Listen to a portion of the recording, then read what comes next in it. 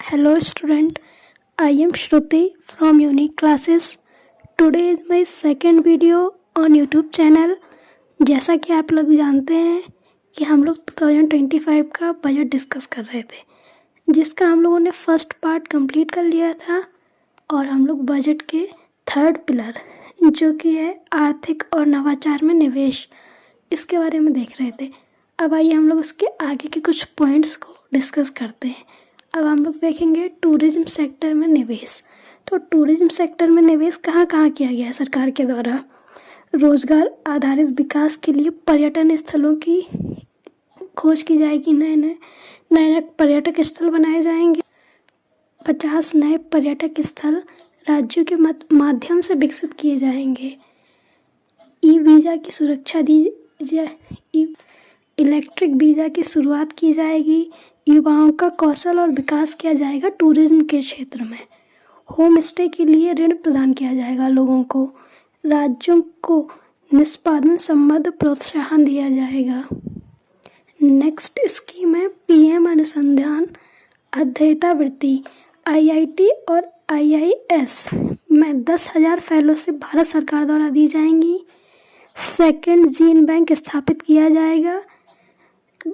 Next है भारत ज्ञान Bharatam mission की शुरुआत की जाएगी, जिसमें 1 करोड़ से अधिक पांडुलिपियाँ हैं जो हमारी, उनको सुरक्षित किया जाएगा और उनको संकलित किया जाएगा, उनका ट्रांसलेट भी किया जाएगा, इससे कि हम अपने टूरिज्म को और अपनी पांडुलिपियों को सुरक्षित कर सकें। नेक्स्ट स्कीम है अनुसंधान विकास और नवाचार। अनुसंधान और विकास के क्षेत्र में 20,000 करोड़ का आवंटन किया गया है। प्राइवेट सेक्टर में इसका उपयोग किया जाएगा। नेक्स्ट है राष्ट्रीय भूस्थैनिक मिशन। राष्ट्रीय भूस्थैनिक मिशन में भी सरकार अपना योगदान देगी। अब हम लोग फोर्थ पिलर पे आते हैं बजट के, जो कि है निर्यात संवर्ध मिशन। अब हम लोग एक्सपोर्ट के बारे में देखेंगे कि बजट में क्या कहा गया है और कौन कौन सी स्कीम चलाई गई हैं। तो सबसे पहले sector and ministry specific target सुनिश्चित किए जाएंगे कि जो मिनिस्ट्री है और सेक्टर्स हैं उनके लिए कुछ स्कीम और उनके लिए कुछ लक्ष्य रखे जाएंगे सरकार के द्वारा। भारत ट्रेड नेट प्लेटफॉर्म शुरू किया जाएगा। इसमें भारत की कंपनियों को अंतर्राष्ट्रीय सप्लाई चेन से जोड़ा जाएगा। वैश्विक क्षमता केंद्र स्थापित किए जाएंगे टियर 2 शहरों में। एयर कार्गो के लिए भंडार गृह की सुविधा बनाई जाएगी, जिसमें जो शीघ्र खराब होने वाली फसलें हैं, सब्जियां हैं, फ्रूट्स हैं, इनको एयरपोर्ट के पास ही भंडार गृह बनाए जाएंगे, जिससे कि इनका संरक्षण किया जा सके।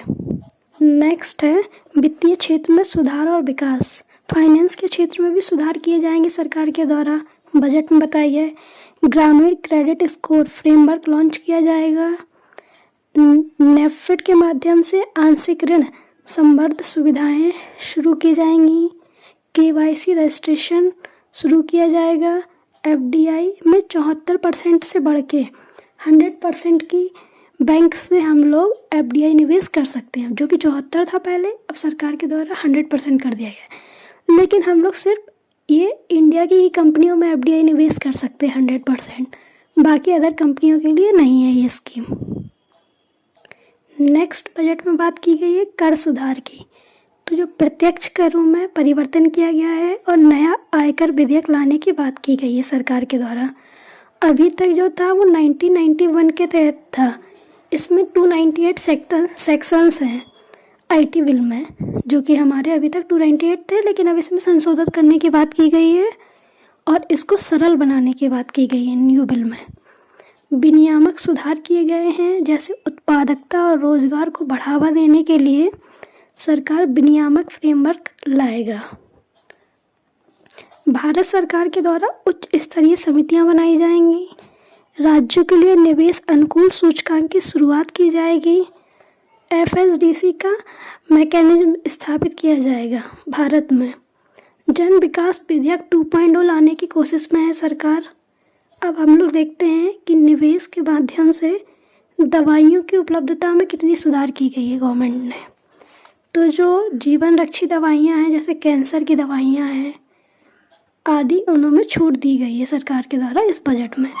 36 जीवन रक्षक दवाइयों को औषधियों को छूट प्रदान की गई है।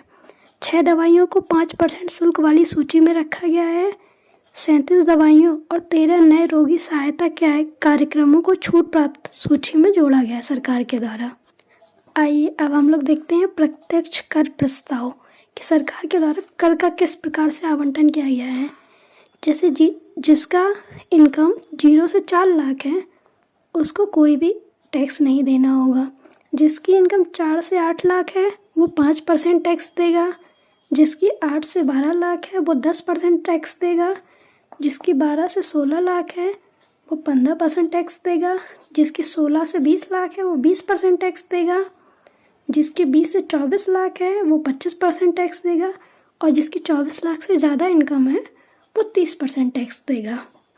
अब ये टैक्स है जो कि इनकम टैक्स एक्ट 1961 का रिवेट है और इसका न्यू रूल्स भी आए हुए हैं। जैसे कि सेक्शन 87 का सब क्लॉज ए में यदि किसी व्यक्ति की आय 12 लाख है तो उसे रिबेट प्राप्त होगा। रिबेट के बाद उसको टैक्स 0 हो जाएगा। और यदि कोई सैलरी एम्प्लॉयड है तो उसको 75,000 का एक्स्ट्रा रिलैक्सेशन मिलेगा। उसको 12,75,000 तक की राशि पर कोई भी टैक्स नहीं देना होगा। सेक्शन 18 सब क्लॉज जी का एक्स्ट्रा रिलैक्सेशन मिलेगा। उसको 12,75,000 तक की राशि पर कोई भी टैक्स नहीं देना होगा। सेक्शन 18 सब क्लॉज जी एक्सेप्शंस की बात करता है। और यदि अगर हम लोग देखेंगे कि किसी की इनकम 16 लाख है तो उसको जो इनकम है स्टार्टिंग के 4 लाख उस पर उसको 0 टैक्स देना पड़ेगा। जो नेक्स्ट 4 लाख है उस पर वो 5% टैक्स देगा। उसके नेक्स्ट 4 लाख पे वो 10% टैक्स देगा एंड लास्ट नेक्स्ट 4 लाख पे 15% टैक्स देगा। यानी कि वह 16 लाख पर 1,20,000 टैक्स देगा। और हम लोग जो पुरानी पॉलिसीज थी उस पे 16 लाख पे हम लोग 1,70,000 टैक्स देते थे। तो अब जो न्यू पॉलिसी आई है उनके अकॉर्डिंग हमें 50,000 का प्रॉफिट हो जाएगा। हम लोग को 50,000 कम टैक्स भरना पड़ेगा। अब हम लोग ये समझेंगे कि गवर्नमेंट के पास पैसा आता कहाँ से है। कहाँ से आता है ये हम लोग देखेंगे कि सबसे पहले जो सरकार उधारी लेता है उससे सरकार के पास 24% पैसे का सरकार उधारी से प्राप्त करता है। इनकम टैक्स से 22% प्राप्त करता है। जीएसटी से 18% और निगम कर से 17%। सीमा शुल्क हुए, कस्टम ड्यूटीज हुई, इन सब से सरकार पैसा प्राप्त करता है। और अब सरकार का पैसा जाता कहाँ है तो हम लोग ये भी देखेंगे। जो राज्यों को सरकार भुगतान करता है उसमें 22% पैसा सरकार का राज्यों के पास जाता है। 20% ब्याज में जाता है सरकार का पैसा और 16% केंद्रीय योजनाओं में जाता है। उसके बाद अन्य योजनाएं भी हैं उसमें सरकार का पैसा जाता है। अब हम लोग देखेंगे कि सरकार के पास इस साल बजट के अनुसार राजस्व प्राप्ति और राजस्व व्यय का क्या आंकड़ा रहने वाला है। राजस्व प्राप्ति में हम लोग 34 लाख करोड़ रुपए राजस्व प्राप्ति होगी और पूंजीगत प्राप्ति होगी 16 लाख करोड़ रुपए लगभग। और राजस्व व्यय होगा हम लोग का पूंजीगत व्यय होगा जो 15 लाख करोड़ और राजस्व व्यय 39 लाख करोड़ होगा। समथिंग व्यय हम लोग का ज़्यादा होगा और प्राप्ति कम होगी इस बार बजट के अनुसार। तो इससे राजस्व घाटा बढ़ने की उम्मीद है कि लेकिन ये आंकड़े बढ़ते घटते रहते हैं। अब हम लोग सबसे पहले ये देखेंगे कि जो बजट है उसमें किन किन क्षेत्रों में पैसा कहाँ कहाँ कितना इन्वेस्ट किया गया है। तो सबसे ज़्यादा पैसा इन्वेस्ट किया गया है रक्षा के क्षेत्र में, डिफेंस के क्षेत्र में, क्योंकि इसमें हम लोगों को जो डिफेंस है उसको मजबूत करने के लिए और इसमें हम लोग रक्षा के क्षेत्र में हम लोग सैलरी और पेंशन वगैरह भी बांटते हैं। तो इसीलिए रक्षा के क्षेत्र में सबसे ज़्यादा पैसा इन्वेस्ट किया जाएगा। 4,91,732 करोड़ रुपए रक्षा के क्षेत्र में। ग्रामीण विकास के क्षेत्र में 2,66,817 करोड़ रुपए खर्च किए जाएंगे। गृह मंत्रालय में 2,32,221 करोड़ रुपए।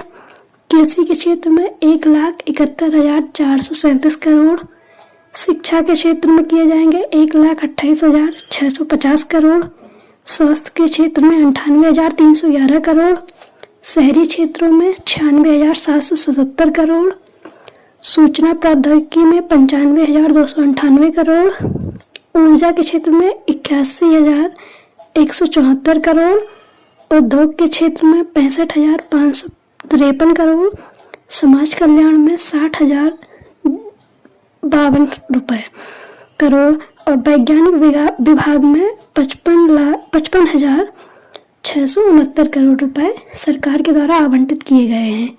इसी के अनुसार सरकार अपनी योजनाओं को चलाएगा और देश के कल्याण के लिए अपने बजट को पेश किया है। जो भी उसमें इन्हीं योजनाओं के तहत सरकार अपना कार्य पूरा करेगी।